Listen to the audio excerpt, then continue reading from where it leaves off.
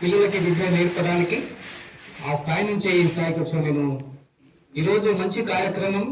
ఈ కార్యక్రమం అనేది హెడ్ మాస్టర్ గారు ఎస్ఎం గారు మరి మన పాఠశాలలో డాక్టర్ సర్వపల్లి రాధాకృష్ణన్ జయంతిని పురస్కరించుకొని మా కాంప్లెక్స్ పరిధిలో ఉన్నటువంటి అట్లాగే మా పాఠశాలలో పనిచేస్తూ నిజంగా ఈరోజు 100% రిజల్ట్కి కారణమైనటువంటి మా ఉపాధ్యాయులందరూ కూడా మేము సన్మానించుకోవాల్సుకున్నాం. తప్పకుండా రావాలన్నప్పుడు ఒక 2-3 మాకు టార్గెట్స్ ఉంటాయి. ఖచ్చితంగా ఒక 3 స్కూళ్ళని విజిట్ చేయాలని. మరి అందులో భాగంగా ఒక స్కూల్ని విజిట్ చేసి రావడానికి ఆలస్యమైంది.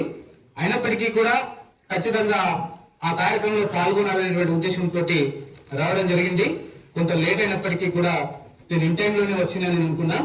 నిజంగా ధన్యవాదాలు సార్. ఇది ఒక చాలా మంచి కార్యక్రమం. పాఠశాల ప్రధానోపాధ్యాయులు గారు చెప్పినట్టుగా మరి ఇవాళ ఎవరైతే నేను ఇవాళ ఈ సమాజానికి ఉపయోగపడేటువంటి భారత పౌరులు తయారు కావాలంటే తరగతి 4 గోడల మధ్యలో మనం ఎవరు ఊహించో ఎవరో అనుకోను. కానీ ఒక్కొక్క విద్యార్థి ఒక ఆంబిషన్ ఉంటుంది.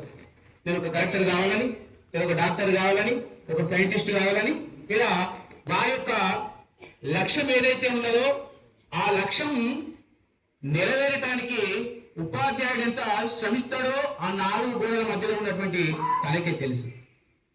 ఇవాళ ఉపాధ్యాయుడుగా మనం చూస్తున్న ఉపాధ్యాయుడు, కానీ కొన్ని తరాల తయారీదారుడు ఉపాధ్యాయుడైన వాడు.